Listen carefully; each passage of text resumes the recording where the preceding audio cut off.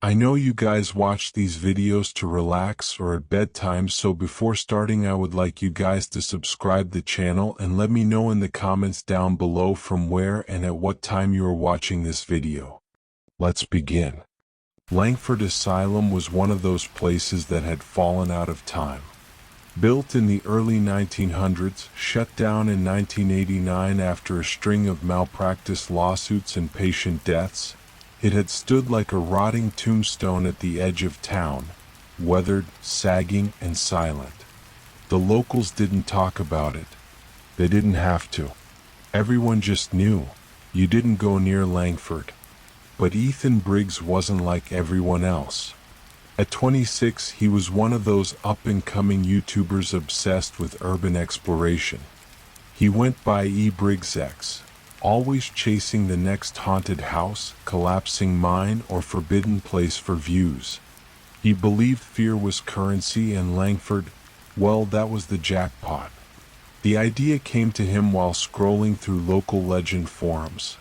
Spend the night alone in Langford, live stream it, no edits, no gimmicks.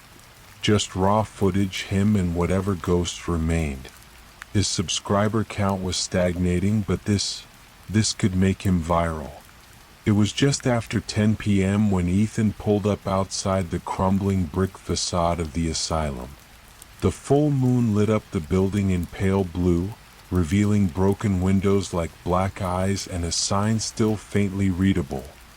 Langford Psychiatric Hospital, ST 1902. "All right, we're here," Ethan whispered into the camera. "Midnight challenge. No edits. Just me, this camera, and Langford Asylum. Let's go meet some ghosts." He laughed, but it was forced. He slipped through a side entrance where the fence had rusted through, ducked past a crumbling wall, and entered through what was once the emergency ward. The air inside was wet, heavy with mold, rot, and something older.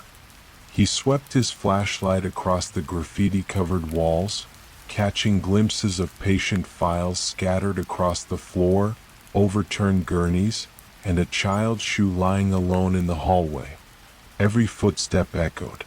The asylum was 4 floors: wards, therapy rooms, surgical wing, and sub-basements. Ethan decided to start from the top and work his way down. The camera picked up creaking wood, water dripping, and distant metallic clangs, too distant.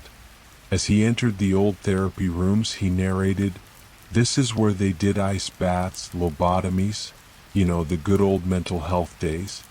Look at this." His flashlight landed on a chair bolted to the floor, leather straps still attached. But the moment he zoomed in, a loud thud echoed from behind. He spun. Nothing. "Old building settling," he muttered, forcing a chuckle. But his voice had gotten quieter. After an hour, he reached the east wing. It was colder here. His breath fogged. Then he saw it. A door. Red. Bright. Wet-looking. It stood at the end of the hallway, almost glowing under his flashlight. The rest of the building was a palette of gray decay. This door was wrong. It looked new. Ethan approached slowly. "Guys, this isn't right. This wasn't on any floor plans. Why would there be a freshly painted door in an abandoned asylum?" Above the door, a corroded brass plaque read, "Ward X." "Never heard of that," Ethan whispered. "Have you?" "This wasn't mentioned on any forums. Maybe this is it. Maybe this is what they were hiding." He turned the handle. The door opened. The room beyond was impossibly large. Sterile white tiles stretched under flickering overhead lights. No furniture. No walls in sight, just a massive, endless space. In the center of it, a single wheelchair. And someone was sitting in it. "Hello," Ethan called out. No response. Just the slow creak of the wheelchair rocking, as if whoever was in it had just moved or been pushed. He hesitated. "I swear to God, if this is a prank, bravo." You got me. But he kept filming. Ethan stepped inside. The door slammed shut behind him. He ran back, yanked the handle, locked. His camera began glitching. Static. Lines across the screen. He banged on the door. Nothing. Okay. Breathe. He turned back toward the wheelchair. The figure was standing now. A tall man. No, not a man. He was wearing a patient gown that fluttered despite no wind. His skin looked waxy gray. His head was tilted unnaturally, and where eyes should have been, there were holes. Empty. Black. The thing raised one long arm and pointed at Ethan. Then it whispered, not in words but in Ethan's head, "You opened it." Ethan's flashlight died. Darkness. He screamed, spinning, turning the camera light on, but the thing was gone. Gone. Then the room began to shift. He was no longer on tiles but knee-deep in water. Black, oily water. The sound of wheels scraping behind him. A woman sobbing. A child giggling. Metal scraping. Ethan ran. But the space shifted with him. Doors appeared and vanished, stairs led nowhere. The red door had vanished. He was inside Langford, but it wasn't Langford anymore. It was alive, and it was remembering. Each room he entered played scenes like broken film reels. A nurse screaming as shadow hands dragged her into the walls. A doctor standing over a patient, drilling into his skull while humming a lullaby. A child rocking in the corner whispering. He sees through the walls. He never left. Hours passed. Or minutes. Ethan had no sense of time anymore. His camera was dead. His battery gone. He was lost deeper and deeper until he came to one last door. Not red this time. Just black. Carved into it, the price of curiosity. He opened it. Inside was the red room again. The figure in the wheelchair. Only this time it wasn't empty. It was filled with hundreds of wheelchairs, each facing the center, each with a person sitting lifeless, wide-eyed, unmoving. Ethan stepped in. The door closed behind him, and he saw the empty wheelchair waiting in the center. Waiting for him. Let's move on to the next one. When Lauren moved into the Grantham Towers, she wasn't expecting much. The rent was cheap, the building was old, and the neighbors didn't smile much. But it was quiet, and after the hell she'd been through with her last roommate, quiet was enough. Grantham stood like a forgotten relic downtown, a once grand building now faded and cracked. Her apartment, 6B, had a view of the alley and just enough space for her bed and a desk. On her first night, she noticed a door across the hall, 6C. The peephole had duct tape over it. The doorknob was newer than the others, and taped to the front was a sign. Do not engage. Do not knock. Do not listen. She chuckled, assuming it was someone's idea of a joke. But as she turned to unlock her own door, she noticed something unsettling, scratches around 6C's frame. Long, deep grooves that hadn't come from keys. Inside, Lauren unpacked, set up her laptop, made tea. She was almost able to ignore the strange sign. Almost. That night, at exactly 3:12 a.m., she woke to the sound of breathing. Not hers. Not coming from inside her room. It was right outside her door. A long, raspy inhale. Then exhale. Over and over. She froze in bed, eyes on the door. The hallway light beneath it was faint, but it flickered, and with each flicker she saw a shadow move across the bottom. Then came the tap. Tap, tap, tap. 3 soft knocks, not on her door. On 6C. The breathing stopped. Silence. Then something whispered, so faint she couldn't make out the words. And then, nothing. The next morning she opened her door slowly and peeked out. The hallway was empty, but the sign on 6C had changed. Now it read, "Don't look at him." Lauren stood frozen, heart in her throat. She hadn't seen anyone move in or out. She hadn't even heard footsteps. She told herself it was just a weird tenant. Someone with mental issues maybe, or a prankster trying to mess with new residents. That night she stuffed towels under the door, left the TV on. But at 3:12 a.m. she woke again. This time it wasn't breathing. It was scratching, like fingernails across the wood. Slow, purposeful, right on the other side of her door. She crept out of bed, tiptoed to the door, and leaned her ear against it. Silence. Then suddenly, a voice inches away. "He watches you now," Lauren screamed, threw herself back, called the landlord in a panic. Mr. Donahue, the landlord, didn't sound surprised. "Is this about 6C?" he asked. "Who the hell lives there?" she demanded. "No one." "What?" "No one's rented that apartment in 7 years. I keep it locked. Please don't go near it again." Lauren wanted to move out that same night, but she had nowhere to go. So she stayed. One more night. She stacked furniture against the door, left every light on, and stayed awake watching movies. But at 3:12 a.m. the power went out. Darkness swallowed her apartment. Her phone wouldn't turn on. Even her battery-powered flashlight wouldn't work. And then she saw it. A face, pressed against the glass of her window. Smiling. Pale. Wide-eyed. But she was on the 6th floor. She backed away slowly. The face didn't move, just stared. And then, it blinked. She turned to run, just as someone knocked on her door from the inside.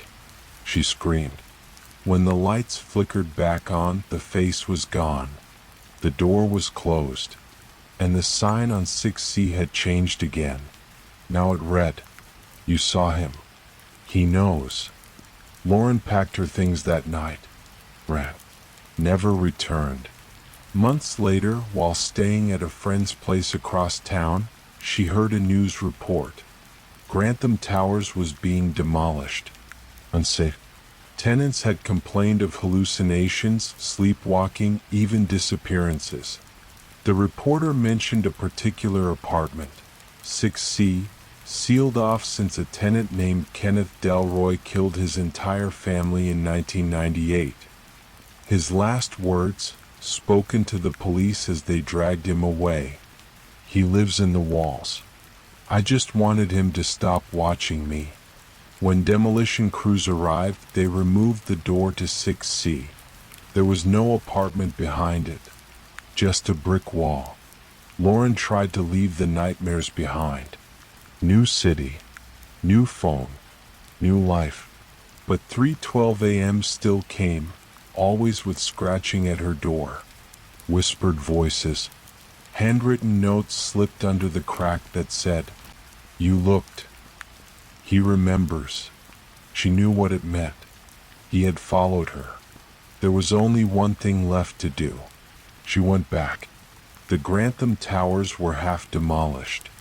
Most of the floors were rubble, except the 6th. She slipped past the fence, climbed the unstable stairs, and found herself standing once more in that hallway. Apartment 6C still stood. Same red sign. "Do not look at him." Only now someone had scrawled beneath it. Too late. The doorknob turned on its own, creaked open. This time there was no brick wall. Just a massive, dimly lit chamber lined with mirrors. Each reflection showed Lauren, but different. Crying, screaming, grinning. One reflection mouthed, "Get out. He's behind you." She turned. He was there. The man in 6C. Pale. Too tall. Empty holes for eyes. His smile stretching impossibly wide. His voice came from everywhere. "You came back. You never left." She ran, but the mirrors multiplied, trapping her. In one cracked mirror she saw someone else. Kenneth Delroy, the original tenant, screaming silently, trapped inside the glass. Then she saw herself in a mirror that didn't match her movements. The reflection smiled. "Welcome back." The mirrors shattered. Everything went black. Demolition resumed. Crews brought down the 6th floor. "Let's move on to the next one." No one checks into room 209 twice. That's what the clerk said with a nervous smile when Jared arrived at the Waybrook Motel just off I-86. Jared was tired. Cross-country drives tend to kill your curiosity, so he ignored the comment. Just needed a bed, a hot shower, and 6 hours of silence. He wasn't superstitious. The motel was old. 1970s beige siding, flickering vacancy sign, a front desk that smelled like dust and lemon cleaner. The clerk, an older man with nicotine-yellowed fingers, slid a key across the counter. A real key, not a plastic card. "Room 209, he said. "End of the 2nd floor. Just keep the TV on, all right?"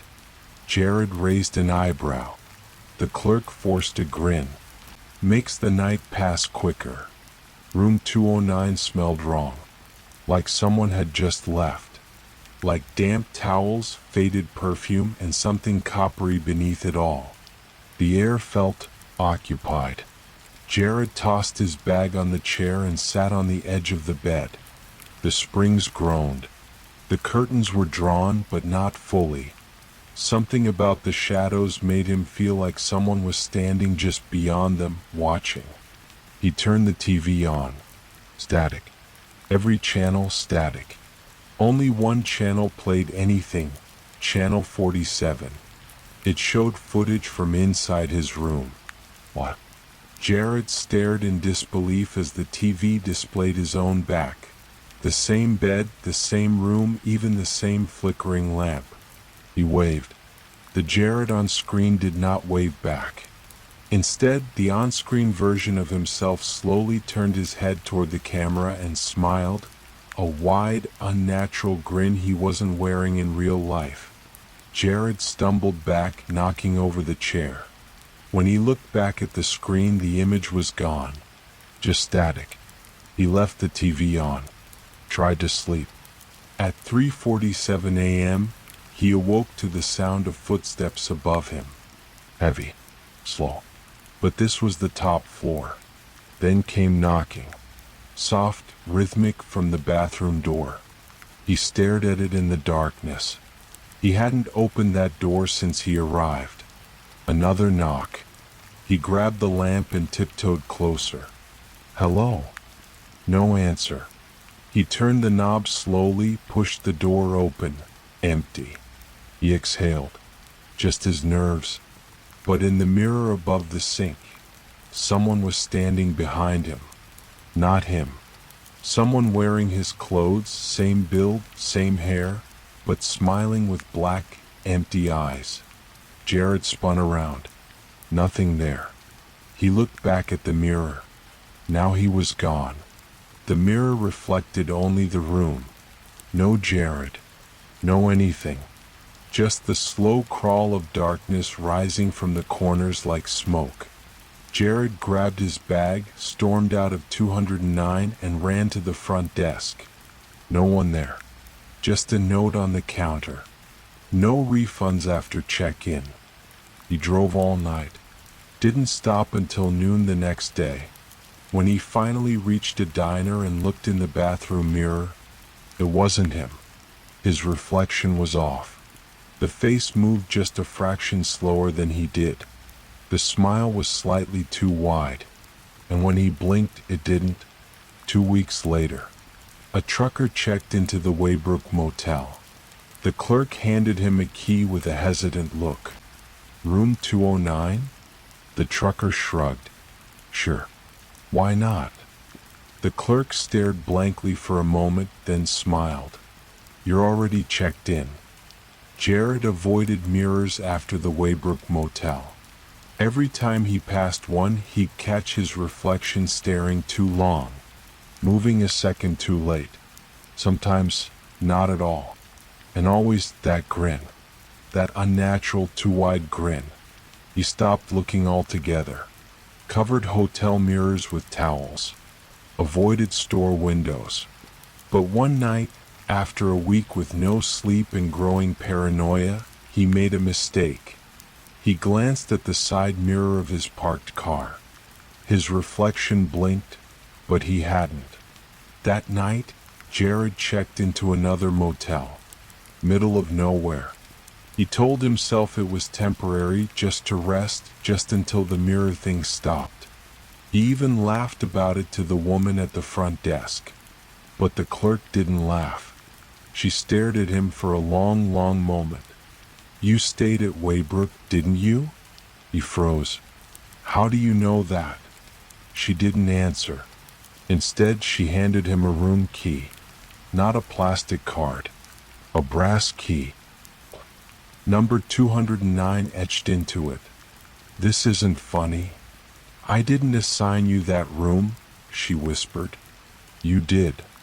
Jared didn't remember walking there. One moment he was at the front desk. The next, he was standing in front of room 209 again. Same layout. Same door. Same buzzing light above it. He didn't want to open it. His hand moved anyway. Inside, identical. TV on. Channel 47. The live feed played. But this time there were two Jareds on screen. One sitting calmly on the bed. The other pacing near the bathroom door. Neither of them looked at the camera. Neither of them matched his movements. Then one of them turned slowly, stared into the lens, and whispered, "He's almost done with you." The screen went black. That night, Jared dreamed he was trapped inside the mirror. He watched himself living his life, smiling with other people's eyes, doing things he never did. He screamed, but there was no sound, only cold glass. When he woke up, he felt different. He couldn't remember his own birthday, or his sister's name, or if he had a sister at all. The motel clerk watched surveillance footage. It showed Jared walking to room 209, but then it showed another man walking in behind him. Tall, pale, smiling. The second man never came out. Neither did Jared. Let's move on to the next one. It started with a noise. A low, rhythmic thumping coming from the old well behind the house. When Noah moved into his grandfather's rural property, he thought the isolation would help clear his mind. City life had worn him thin. Dead-end job, sleepless nights, a breakup he hadn't recovered from. The farmhouse was far from everything, quiet, untouched, surrounded by thick woods that swallowed the sun by 6 p.m. But there was the well. It sat behind the barn. Ancient stone, half covered in moss. No rope, no bucket. Just a rusted iron grate welded shut long ago. His grandfather never spoke about it, but in his will, he'd left a note. "Do not go near the well after dark." Noah thought it was superstition. Until the second night. He was reading by candlelight when he heard it. Thump. Pause. Thump. It was slow, deliberate, like someone knocking gently from underground. He opened the window. Crickets had gone quiet. Wind had died. And from the tree line behind the barn came that same sound over and over. Thump, thump, thump. The well. He grabbed a flashlight and stepped outside, barefoot in the dewy grass. The moon was low, heavy with orange mist. As he crept toward the well, the sound stopped. He shone the light onto the grate. Nothing. But just as he turned to go back inside, he heard someone whisper his name. No. He froze. No one was there. Just the well behind him and the forest ahead. The trees rustled like something was moving between them, something watching. He ran inside and locked every door. The next morning he told himself it was stress, fatigue, imagination, the kind of thing people want to believe in when they're isolated. But the sound came back the next night, and the next. Each time it came closer, louder, more urgent, until one night, the sound wasn't coming from the well anymore. It was coming from under the floorboards. Noah barely slept. He tried to leave the house, but the car wouldn't start. Phone had no signal. The roads were washed out by a recent storm. And something new happened the next day. He found muddy footprints in the hallway, barefoot, leading from the back door all the way to his bedroom. The strange thing? They were his size. On the sixth night, the whispers began. They didn't come from the well, or the floorboards. They came from the mirror.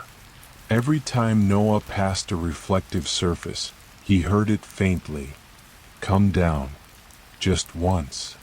He smashed every mirror in the house, covered the windows, but he still heard it, sometimes even in his dreams. He started to lose time. Hours vanished. He'd find himself standing at the back door, hand on the knob, with no memory of walking there. And every time he passed the barn window, he saw someone standing at the well. Not moving, not looking, just standing, wearing his clothes. On the seventh night, Noah gave in. He went to the well. The air was still humid. A full moon rose above the trees like an unblinking eye. He walked slowly barefoot. Didn't bring a flashlight this time. When he reached the grate, the figure across from him stepped forward. It was him. Same face, same clothes, but grinning, wild-eyed like a hungry animal. The thing lifted the grate with inhuman strength and dropped into the darkness without a sound. Then the whisper came again. Just once. Come down. And Noah did. 2 weeks later. The house was sold. Sheriff's report said Noah was missing, presumed lost in the woods. No signs of struggle. No break-in. But the new owner, a quiet woman from upstate, lasted only one night. She left the next morning, pale and shaking, saying only one thing before driving off. I heard something in the well, and it sounded like it was trying to climb back out. Noah expected the fall into the well to be long, bone-breaking, final. But he didn't fall. The moment he stepped into the hole, the world shifted. There was no gravity, no impact, just sudden, suffocating stillness. And then ground. Solid. Wet. Cold. He opened his eyes. He was no longer in the well. Not really. He stood in a narrow stone corridor, stretching endlessly in both directions. The walls were made of black rock that seemed to absorb light. A foul stench hung in the air, earthy, metallic, and ancient. He tried to look up. The well opening was gone. No ladder. No rope. Just stone above him. The only light came from torches lining the walls, though none burned with flame. They glowed softly, like dying stars. Something whispered behind him. Not words, just breath. Wet and close. He turned quickly, but nothing was there. Except footprints. His own. They led deeper into the corridor. He walked for what felt like hours. The whispers followed. Grew louder. Began to form syllables. You're already down here? But who went up? Then he saw it. A door. Ancient, wooden, bound in rusted iron. And scratched into the surface, in what looked like fingernail gouges. Do not open unless you're ready to forget who you were.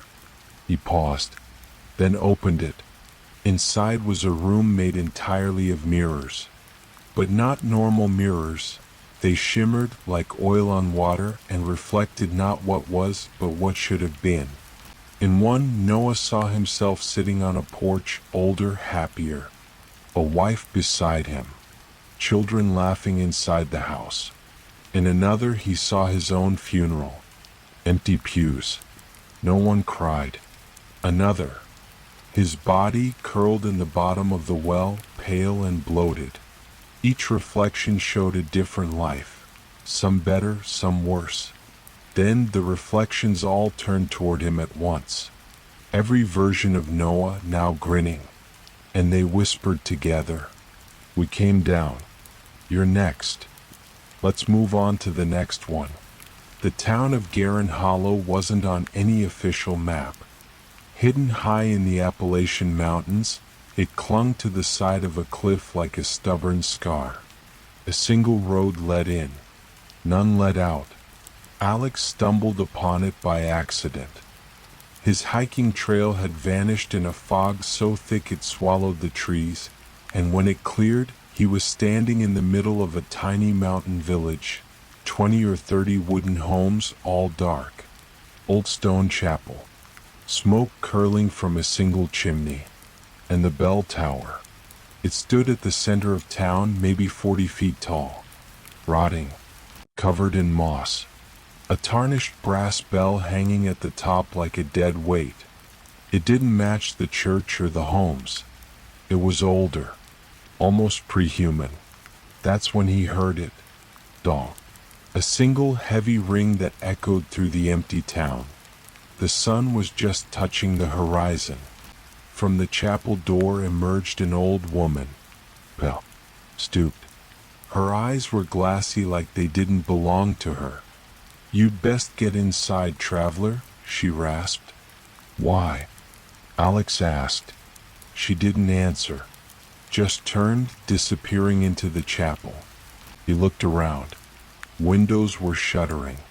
Doors slamming. Candles snuffed. The town was folding in on itself like it was afraid of the dark. Then the bell rang again. Dong. And he felt it. A pressure. Like the air had thickened. The trees stopped moving. The world paused. Something had just woken up. He tried to leave, but the road was gone. Literally. Just forest in all directions. No trail. No sign he had ever walked in. The town was closed now. Quiet. And the bell tower cast a shadow that didn't match the angle of the sun. Alex knocked on doors, shouted, pleaded. No one opened. No one came out. So he waited, sitting on the steps of the chapel, backpack clutched like armor. At exactly midnight, the bell rang a third time. Dong. From somewhere behind the houses came a sound he will never forget. A wet, dragging shuffle. Like something enormous was pulling itself across the ground. And beneath it, bells. Hundreds of tiny bells jingling faintly, like they were stitched into something that breathed. He backed into the chapel just as the thing turned the corner. He only saw a glimpse, but it was enough. A shape 12 feet tall, hunched and wrapped in robes stitched from faces. Hollow sockets where eyes should be. Antlers like warped iron growing from its skull. And around its neck, a collar of rusted bells, all softly chiming with each motion.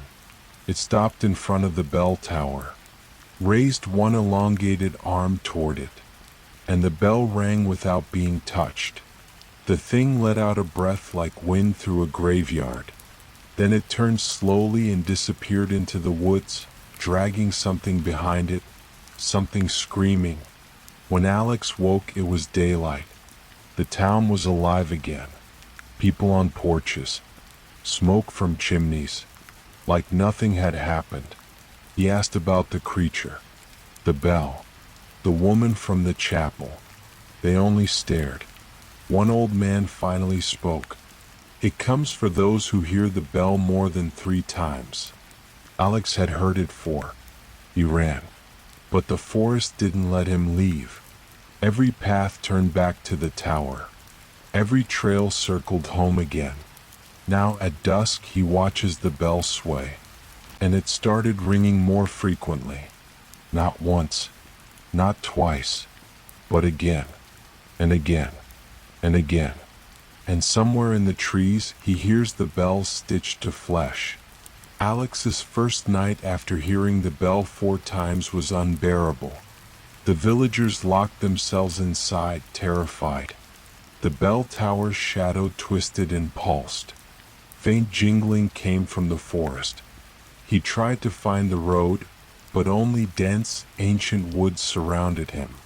Suddenly the bell tolled by itself. From the trees, the warden appeared, a towering figure wrapped in stitched flesh, dragging a screaming woman behind it. It stopped at the bell tower, bells chiming as the great bell rang again. The woman vanished. Alex fled to the chapel, where the pale old woman gave him a tarnished bell. "Ring this to bind the warden briefly," she said. That night the warden returned. Alex rang the small bell, and the creature writhed, tethered by the sound. He ran as the woman's screams echoed. At dawn, Garin Hollow was gone. The road reappeared. But the warden's shadow lingered, and the great bell tolled once more. Alex thought he had escaped. The road stretched before him, clear and sunlit. The forest behind was silent. But the small bell in his hand felt heavy, like a heartbeat. He kept walking, never looking back. Days passed. But the jingling followed him, soft at first, then louder, like hundreds of tiny bells ringing just beyond earshot. One evening, as the sun dipped low, Alex found himself at the edge of a deep ravine. The wind whispered through the trees. And then, dong, the great bell tolled from nowhere. The ground trembled. From the shadows stepped the warden, larger and more terrible than before. Alex raised the small bell. The creature hesitated, chained briefly by the sound. But the tether was weakening. Desperation surged through Alex. He rang the small bell faster, louder, pouring all his will into the sound. The warden screamed, a sound like rusted iron tearing. The ground cracked beneath them. With one last howl, the warden was pulled into the earth, dragging the great bell down with it. Silence fell. Alex collapsed, exhausted. Days later, Alex awoke at the roadside. Garin Hollow was nowhere to be seen. The bell tower had vanished. The jingling was gone. But on the small bell in his hand, etched faintly, were words he hadn't noticed before. The toll never ends. Let's move on to the next one. In the remote Appalachian town of Black Hollow, a strange phenomenon has begun. People hear whispering voices calling their names from the woods at night. When those who respond disappear, a young journalist named Mia travels there to uncover the truth. As the whispers grow louder and more personal, Mia finds herself drawn into the town's dark history and an ancient evil lurking beneath the forest floor. Mia pulled her coat tighter against the bitter autumn wind, the only sound breaking the silence being the crunch of dead leaves beneath her boots. The narrow road twisted through dense pines, their skeletal branches clawing at the dusk sky. Black Hollow, a town so small it barely showed up on maps, had been her grandfather's birthplace, a place she'd never thought she'd visit. She checked her recorder. Batteries full. Pen and notebook in hand. Tonight, she would capture the truth about the whispers. Locals had warned her not to come after sunset. "Don't answer the call," old Mrs. Dawes had said. "The woods, they don't want you." But Mia was a journalist. She chased stories others feared. The missing people. The voices. The darkness no one spoke about openly. As she neared the edge of town, lights flickered in a few cabins. A dog barked somewhere in the distance. Then the wind shifted. A voice, barely more than a breath, whispered through the trees. Mia. Her heart froze. She stopped. The wind stilled. Again the whisper. Mia, come. It was no longer a voice on the breeze. It was a command. Mia's skin prickled with dread. She knew then the whispers weren't just stories. They were waiting. Mia's breath came fast, mist swirling in front of her like ghostly fingers. She forced herself to move, stepping toward the trees where the whisper came from. The forest loomed, dark and silent, but the voice was still there, soft, coaxing, impossibly close. Mia, come. Her recorder beeped softly. She fumbled to turn it on and pressed record. The night swallowed the path behind her. Her flashlight cut a narrow beam through the fog, illuminating twisted roots and brambles. The voice drifted just beyond reach. She remembered the old tales. Black Hollow was once home to a community of settlers obsessed with rituals to keep the forest spirit at bay. They vanished one by one during a brutal winter, leaving only half-buried graves and whispered legends. But something else lived there now. Something that wanted to be heard. Mia's eyes caught a flicker between the trees. She froze. A figure? No, just a shadow moving against the fog. Mia. This time the voice was clearer, urgent. Her heart pounded. She scanned the underbrush. Then she saw it. A small clearing, moonlight spilling down like a spotlight. In the center, a stone altar covered in moss and ancient carvings. Symbols she didn't recognize. Suddenly, the whisper became a chorus, hundreds of voices overlapping. Come, join us. Mia's skin crawled. Her instincts screamed to run, but her feet moved forward. As she approached, the ground beneath the altar seemed to pulse, like a heartbeat from the earth itself. Her recorder caught something else. Beneath the whispers, a low, rhythmic thumping. Her blood ran cold. The forest wasn't just speaking. It was alive. Mia's fingers trembled as she reached out and touched the cold stone altar. The carvings were rough, ancient symbols twisted into patterns that made her stomach churn. The thumping grew louder, echoing through the forest like a heartbeat, primal and unrelenting. Suddenly, the earth beneath her feet began to shift. The ground trembled. Roots writhed like serpents. A deep crack split the soil, glowing faintly with an otherworldly light. A voice echoed, deeper, older than the whispers. A voice that seemed to come from the very roots of the world. You came. We waited. Mia stumbled backward, heart hammering. The forest around her seemed to lean in closer, trees bending, shadows thickening. Before her, from the glowing fissure, a figure rose. It was neither fully human nor beast. Its skin was bark-like, twisted with vines and moss. Eyes like glowing embers stared down at her. The ancient guardian of Black Hollow. The entity spoke again. The forest hungers for voices, for souls. We preserve the balance. You heard the whispers. You answered the call. Mia's mind raced. The missing townsfolk, the vanishings, the legends. They hadn't been lost.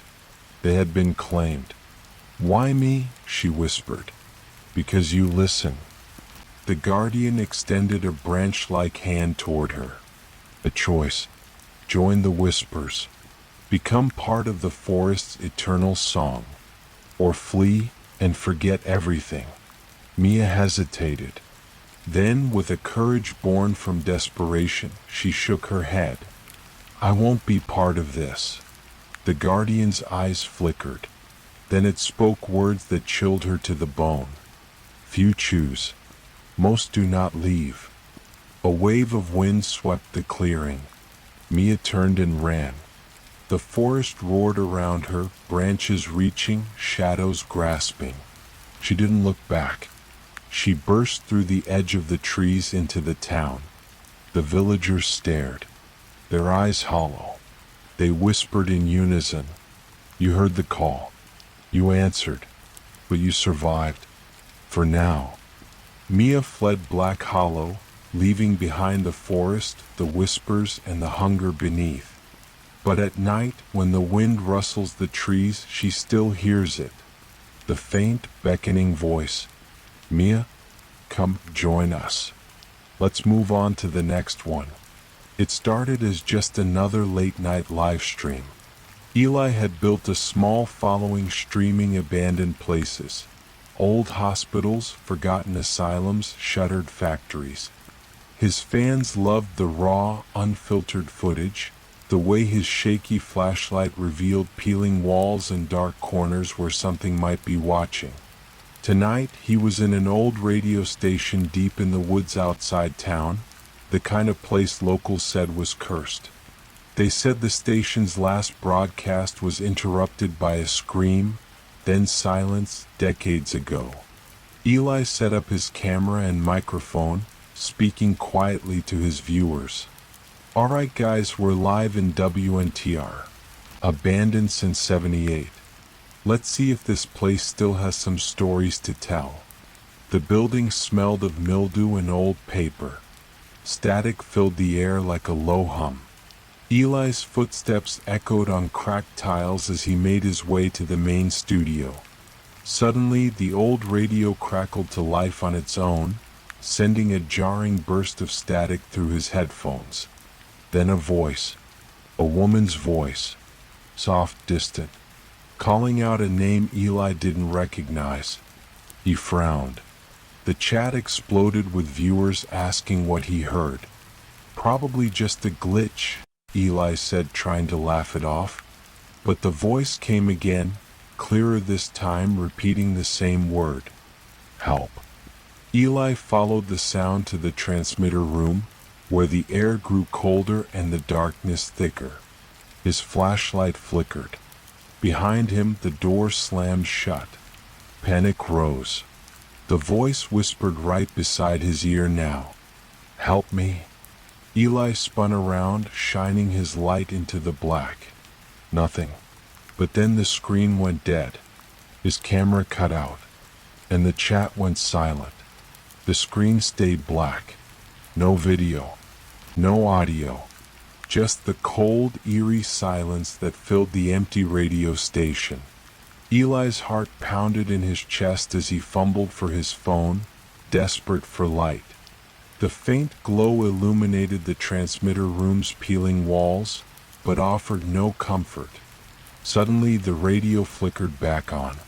Static crackled, then the woman's voice, clear, pleading. Help me. Eli swallowed hard. Who are you? Where are you? No answer. Just a low, breathy whisper that seemed to come from the walls themselves. The transmitter room grew colder, the air thickening until each breath felt like choking. His flashlight flickered violently, then died. Darkness swallowed him whole. Eli fumbled blindly, panic rising. He heard footsteps, soft, dragging, echoing from the corridor. His phone screen blinked as it lost signal. Then a faint glow from under the door. The voice whispered again, now urgent. Find me before it's too late. Summoning courage, Eli pushed open the door. Down the hallway, the flickering light revealed a series of peeling posters advertising the station's last broadcast. A live show interrupted by a blood-curdling scream. Ahead, the main studio door stood ajar. Eli stepped inside. The room was frozen in time. Dust particles floated in shafts of moonlight. The old microphone stood like a sentinel, and the radio console blinked with a soft red light. Suddenly, the voice spoke from the speaker. Eli. His blood ran cold. The studio lights flickered on. And in the corner, a shadow moved.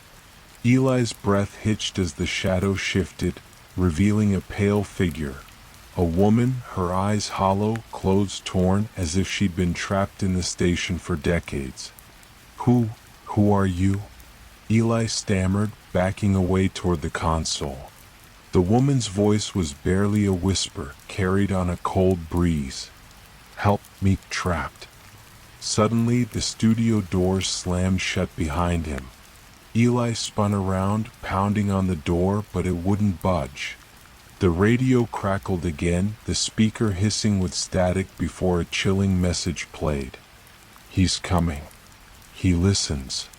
The temperature dropped further, breath frosted the air. Eli's flashlight flickered back on, illuminating scratches on the walls, deep claw marks that seemed fresh. From the shadows behind the woman, a dark presence began to coalesce, a shape twisted, faceless, looming. It whispered Eli's name.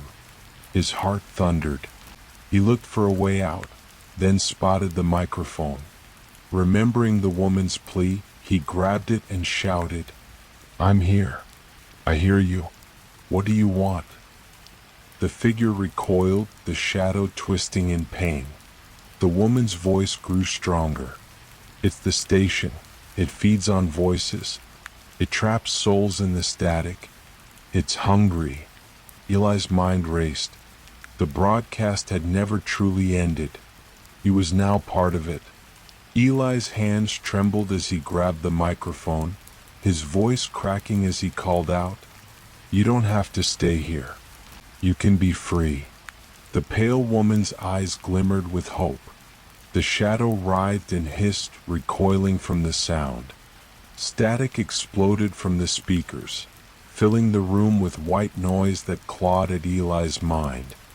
He shouted louder, forcing his voice over the roar. "Leave this place. Go beyond the static." The shadow screamed, an unbearable sound that shook the walls, and then vanished into the flickering air. The woman smiled faintly, her form becoming less solid. "Thank you," she whispered, fading away like a breeze. Suddenly the doors unlocked with a click. Eli stumbled outside into the cool night air, heart pounding but free. He glanced back at the old station. For a moment the radio crackled one last time. A whisper carried on the wind. "We're still here, waiting." Eli didn't look back again. Let's move on to the next one. The midnight train was nearly empty when Claire boarded at the last stop. She was exhausted, coming home after a long week in the city, desperate for sleep. The carriage was dimly lit, with flickering overhead lights casting long shadows on the peeling seats. She found a window seat and settled in, closing her eyes. Minutes later, a soft rustle caught her attention. Across the aisle sat a man she hadn't noticed before. He was pale, thin, dressed in an old-fashioned suit that looked decades out of date. His eyes were dark, hollow, and fixed on her. Claire's heart quickened. "Are you okay?" she whispered. The man didn't answer. Instead, he smiled, a slow, chilling curl of the lips that didn't reach his eyes. The train jerked, lights flickered, and Claire's phone died. She reached into her bag, but the man was gone. She blinked, and suddenly the carriage was full. Ghostly figures, dressed like passengers from a bygone era, filled the seats and aisles. They didn't speak. They only stared. Claire's panic rose. She tried the door, but it was locked tight. The train's whistle blew, a long, mournful cry that echoed through the tunnels. Then the announcement came over the old speaker system, crackling with static. "Next stop, the forgotten station." Claire shivered. She'd never heard of such a place. Claire gripped the armrest, eyes wide as the ghostly passengers filled the carriage. Their pale faces were expressionless, their hollow eyes staring into nothingness. The old man's eerie smile lingered in her mind like a dark stain. She tried the door again. Locked. The train slowed, the rumble turning into a grinding halt. Outside, darkness stretched endlessly. No station lights, no platform, just thick fog curling along the tracks. The speaker crackled once more. "Welcome to the forgotten station." The lights flickered, then went out. In the blackness, whispers filled the air, soft murmurs calling her name. Claire swallowed her fear and reached for her phone, but it was still dead. She was trapped. A chill ran down her spine as the ghostly passengers began to rise, drifting silently toward her. Suddenly, the old man appeared beside her seat, his voice a raspy whisper. "You're not meant to be here. But now that you are..." His hand reached out, cold as ice. Claire recoiled as the old man's icy hand brushed her wrist. "You don't belong here," he hissed. "This train, it carries those lost between worlds." The ghostly passengers circled the carriage like shadows, their eyes fixed on her. The whispers grew louder, now a chorus of sorrow and warning. She glanced toward the windows, nothing but thick fog and darkness. There was no way to escape, no sign of the world she knew. Panic surged, but Claire forced herself to focus. "What is this place?" she demanded, voice trembling. The old man's eyes darkened. "The forgotten station is a limbo for souls trapped in regret, those who died unnoticed, unloved. The train collects them, an endless journey." The cold seeped into her bones. "Why am I here?" she asked. His smile twisted cruelly. "Because you're running from something. And now the train will decide your fate." The ghostly crowd moved closer. Claire's heart pounded as the old man's grip tightened. But then a sudden blast of light flooded the carriage. A conductor appeared, tall and stern, holding an old lantern. "Enough," he commanded. The ghosts froze. The conductor's eyes met Claire's. "You still have a choice. Face what haunts you, or join them forever." Claire's mind raced. Memories of a tragic accident she had escaped but couldn't forget, the guilt, the running. She closed her eyes, took a shaky breath, and nodded. Claire opened her eyes, determination burning through her fear. "I'm ready," she said. The conductor nodded and gestured toward the fog-shrouded door. "Step through, face your past, and you'll be free." With trembling legs, Claire rose and moved toward the door. The ghostly passengers watched silently, their hollow eyes almost hopeful. As she stepped off the train, the fog thickened, swirling around her. Suddenly, images flashed before her. The night of the accident she'd fled. The screech of brakes, shattering glass, the cries for help. Her guilt, the faces she'd never faced, the silence that followed. Tears streamed down her face as she relived the moment. Then a calm voice echoed in her mind. "You cannot change what's done, but you can choose how to move forward." Claire took a deep breath and whispered, "I forgive myself." Light enveloped her, warm and soothing. When she opened her eyes, she was standing at the edge of a quiet forest, dawn breaking. The train was gone. Her phone buzzed in her pocket, signal restored. She called her family. As she walked toward the rising sun, Claire felt lighter than she had in years. Behind her, where the train had been, the fog slowly faded. The forgotten station vanished. But sometimes, late at night, when the wind whistles through the trees, Claire swears she hears the distant sound of a train, a reminder that some journeys never truly end.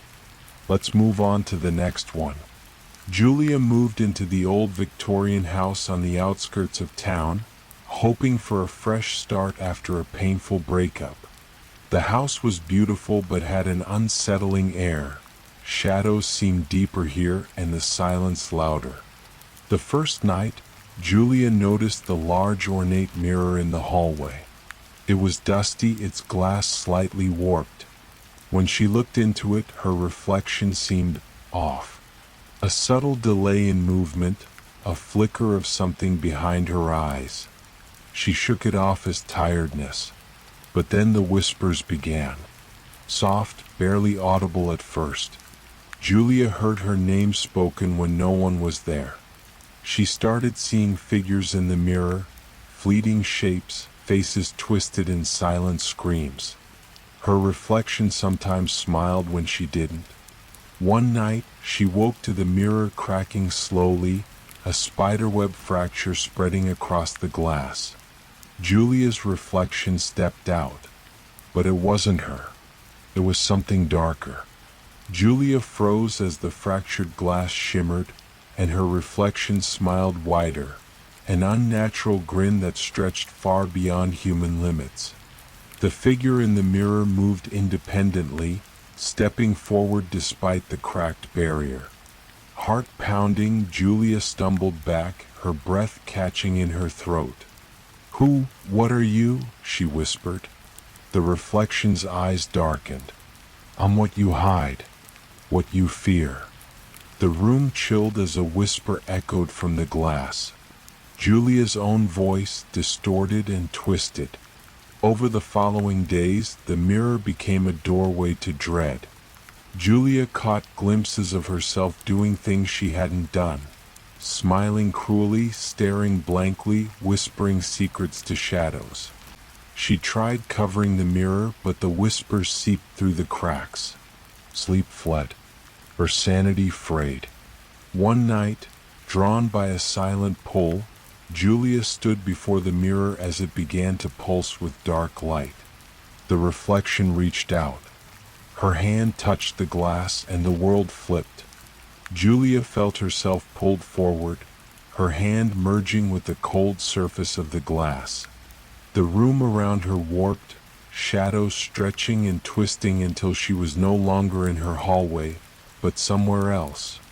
A dark, distorted version of her house, where every corner whispered secrets and the air tasted of despair. Her reflection stood before her, alive, smiling with cruel satisfaction. "I've waited so long for you," it said, voice a twisted echo. Julia's heart hammered as the reflection stepped closer, reaching out again. Desperate, Julia grabbed a shard of the broken mirror from the floor and thrust it into the dark figure's chest. The reflection screamed, a sound like shattering glass and torn fabric. Light exploded, and Julia was thrown backward, landing hard on the wooden floor.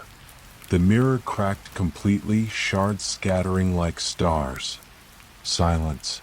Julia scrambled up, heart racing. The mirror was just a mirror again. No shadows moved. No whispers. But as she turned away, a faint smile flickered on her reflection's lips, just for a heartbeat. Days passed, but Julia's life didn't return to normal.